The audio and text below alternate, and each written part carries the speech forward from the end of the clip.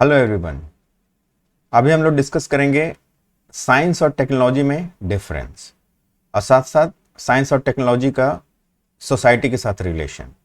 तो सबसे पहले हम लोग देखते हैं साइंस और टेक्नोलॉजी के बीच में क्या डिफरेंस है।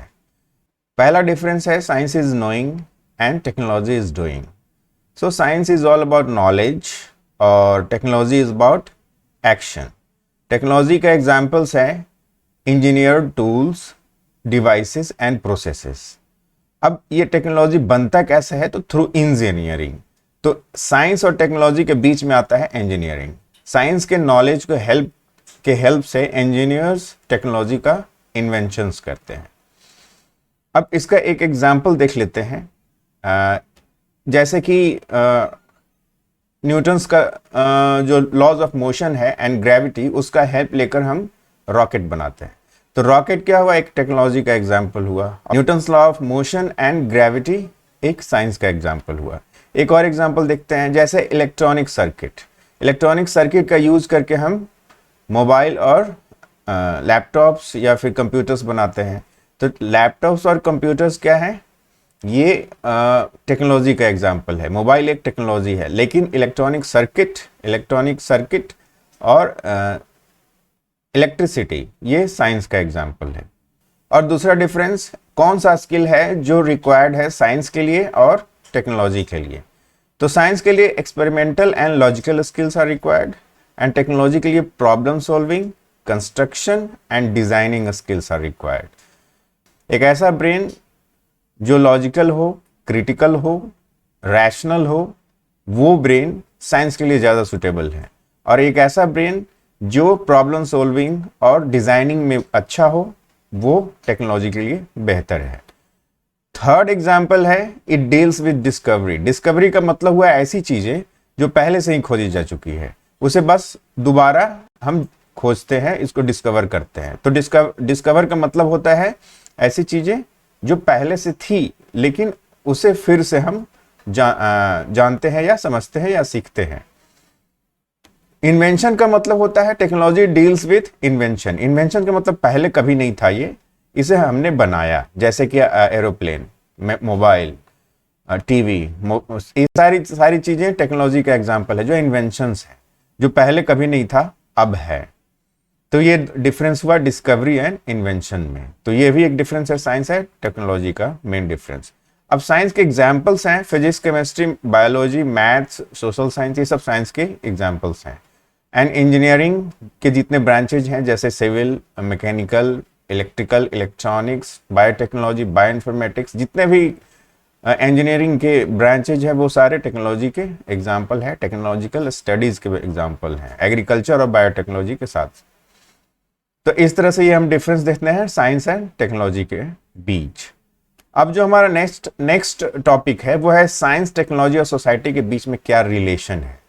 ये साइंस टेक्नोलॉजी में तो रिलेशन है ही, दोनों में कुछ सिमिलरिटीज है, कुछ डिफरेंस है, और उनका कैसे सोसाइटी में यूज किया जाता है, सोसाइटी पे क्या इफेक्ट पड़ता है वो हम देखेंगे। तो सबसे पहले स्टार्ट करते हैं सोसाइटी से ही। सोसाइटी हमें साइंटिस्ट देता है, सोसाइटी हमें इंजीनियर्स देता है। सोसाइटी जो साइंटिस्ट तैयार करता है वो क्या करते हैं? वो नेचुरल वर्ल्ड को इन्वेस्टिगेट करते हैं और कुछ डिस्कवरी करते हैं।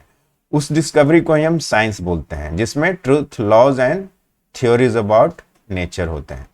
तो नेचर, इस साइंस का फिर इस्तेमाल करके इंजीनियर्स टेक्नोलॉजी का इन्वेंशंस करते हैं। टेक्नोलॉजी में हम लोग ऑलरेडी देख चुके हैं, इसमें टूल्स, डिवाइसेस एंड प्रोसेसेस होते हैं।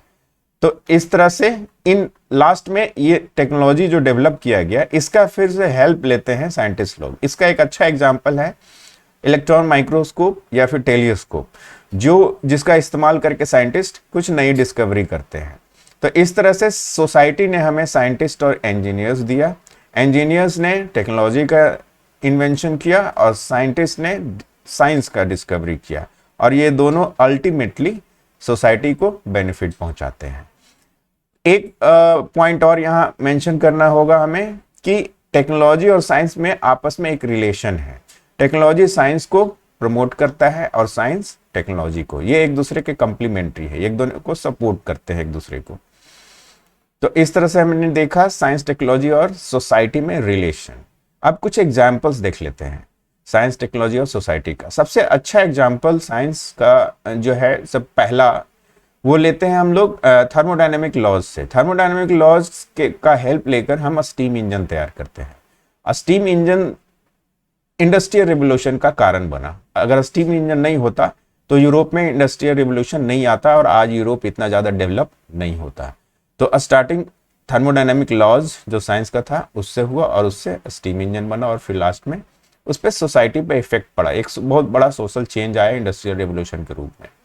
सेकेंड एग्जाम्पल है इलेक्ट्रोमैग्नेटिक इंडक्शन का। इलेक्ट्रोमैग्नेटिक का इंडक्शन का हेल्प लेकर इलेक्ट्रिक जनरेटर एंड मोटर्स बनाए गए और फिर उससे मॉडर्न वर्ल्ड का स्टार्ट हुआ। मॉडर्न वर्ल्ड का स्टार्ट हम इलेक्ट्रिसिटी के इन्वेंशन के बाद से मानते हैं। इलेक्ट्रिसिटी का जब से इन्वेंशन हुआ तभी से हम इस दुनिया को मॉडर्न वर्ल्ड के रूप में देखते हैं साइंटिफिकली। उसके बाद एक थर्ड एग्जांपल है लॉजिक गेट का। लॉजिक गेट का यूज करके हम कंप्यूटर्स, मोबाइल्स, इलेक्ट्रॉनिक्स का सामान बनाते हैं और उससे इंफॉर्मेशन रिवोल्यूशन आया जो लेट 20th सेंचुरी का है। उसके बाद फिर कंट्रोल न्यूक्लियर फ्यूजन, जिसका हेल्प लेकर हम लोग न्यूक्लियर रिएक्टर बनाते हैं। ये बहुत बड़ा इम्पॉर्टेंट एनर्जी रेवोल्यूशन है, क्योंकि हर day by day energy consumption बढ़ता जा रहा है और उस डिमांड को पूरा करने के लिए हमें न्यूक्लियर रिएक्टर पे डिपेंड होना पड़ता है। तो ये एग्जांपल हुआ, साइंस ने हमें न्यूक्लियर कंट्रोल न्यूक्लियर फ्यूजन करने का टेक्निक दिया और उस का इस्तेमाल करके न्यूक्लियर रिएक्टर बना और फिर उस रिएक्टर से हम एनर्जी कंजम्पशन का जो डिमांड है उसे हम पूरा करते हैं।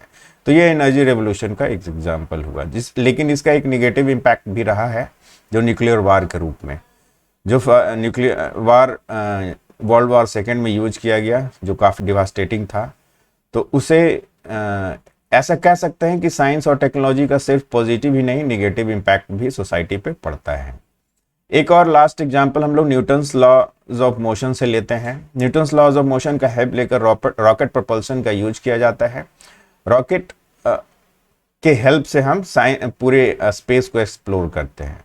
आज स्पेस एज है, स्पेस एज का शुरुआत हो चुका है। स्पेस एक्सप्लोरेशन में रॉकेट्स का बहुत बड़ा हाथ है और उसमें simple Newton's law of motion ही लगते हैं।